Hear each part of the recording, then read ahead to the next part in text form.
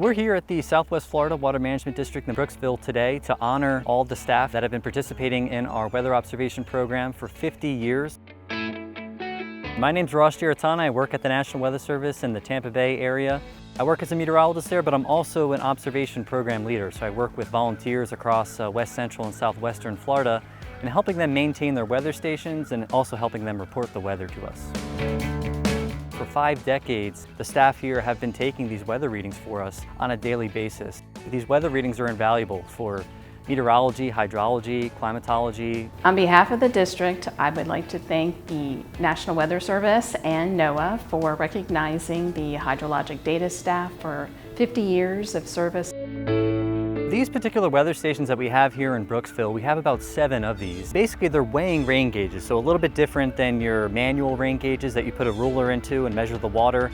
These particular rain gauges, they actually have a sensor that weighs the water.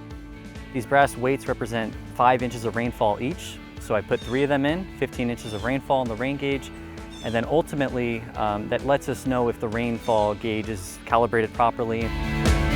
All of these particular types of rain gauges, they all use about a quart of motor oil every time we service them, because over time, if we were to not use that oil, we would actually see evaporation.